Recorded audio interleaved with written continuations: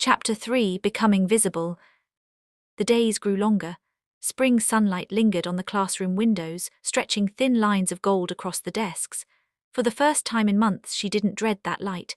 It no longer felt like something exposing her. It felt like something inviting her out.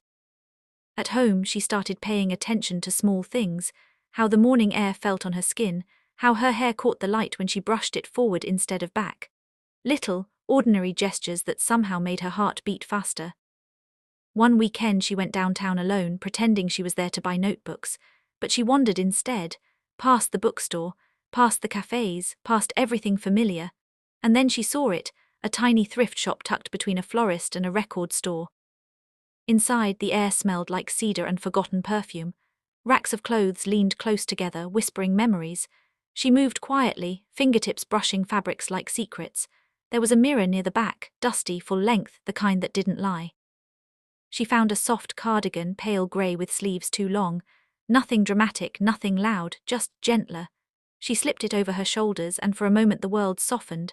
Her reflection didn't startle her this time. It looked almost right, as if some invisible weight had shifted by half an inch. She didn't buy it, not yet. She hung it back carefully, her heart hammering, and walked out into the afternoon light feeling both braver and smaller than before. That evening she went online, scrolling through the same community boards she used to read in silence. But this time she commented, just a few words under a post about finding courage to dress the way you feel inside. It's scary, but sometimes even trying in private helps. She hit send before she could change her mind. Then she stared at the screen until a small notification appeared, a heart, a reply. "You're not alone, we all start somewhere." She reread those words a dozen times, feeling them settle somewhere deep, where fear used to live. The next morning something felt lighter. She didn't change much, same hoodie, same jeans, but under it, a secret layer that made her stand a little taller. A color no one could see but her. It wasn't rebellion, it was survival. At school, everything looked the same. Chatter in the hallways, sneakers squeaking on tile, teachers talking through lessons she could barely hear. Yet for the first time she noticed how many people were hiding their own small truths: the kid who doodled flowers in his notebook, the girl who cut her hair short and never explained why. It made her realize something. Maybe everyone was pretending in one way or another.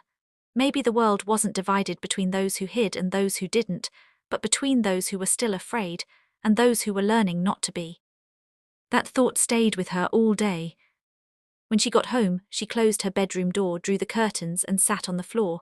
Her reflection in the mirror no longer frightened her. It felt like a quiet companion now.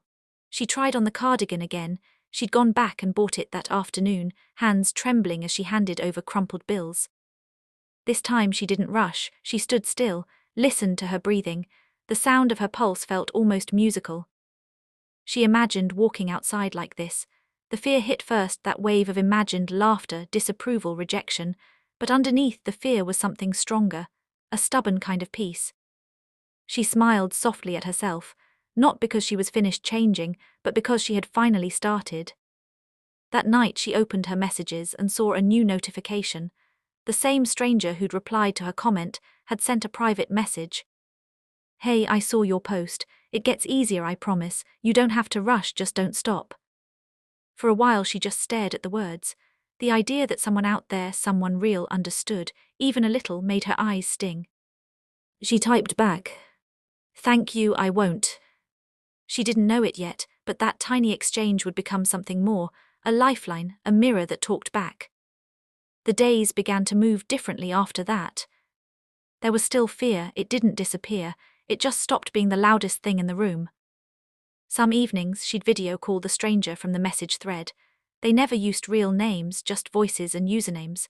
But somehow, those conversations felt more real than anything at school. They talked about music, about quiet mornings, about how good it felt to finally stop pretending, even if only for an hour. One night the stranger said, "You sound happier than when we first talked." She laughed softly, "I think I am." And she meant it. The next weekend she went out again. Same thrift shop. This time she didn't just wander. She knew what she was looking for, not a costume, not a disguise, but something that reflected who she was becoming. She found a scarf, light, floral, easy to hide if she needed to. She tried it on in the corner mirror and watched her reflection tilt her head, testing the sight. Something about that moment, the softness, the quiet defiance, made her feel visible. Outside, the city was waking up for spring. The breeze was cool and bright, carrying the smell of rain and lilacs. She walked slower than usual, not rushing to blend in. Not today. At a crosswalk, someone smiled at her, a stranger, just a passing moment. But instead of shrinking away, she smiled back. And though it lasted barely a second, it was enough to make her heart ache with relief. When she got home, she folded the scarf neatly into her drawer, as if tucking away proof that courage didn't always need to roar. Sometimes it whispered, quietly insisting, "You are allowed to exist." Later that night she journaled, something she hadn't done in months. The words came easier now. "Today I saw myself, not the version I show them, not the one they expect, just me, and it didn't hurt." She stopped writing, looked at her reflection in the window glass. The city lights shimmered over her shoulder. For the first time, the person staring back didn't feel like a secret waiting to be discovered. She felt like a story already in motion. And as the night settled in around her, she whispered a quiet promise to the reflection she was finally learning to love. "Soon,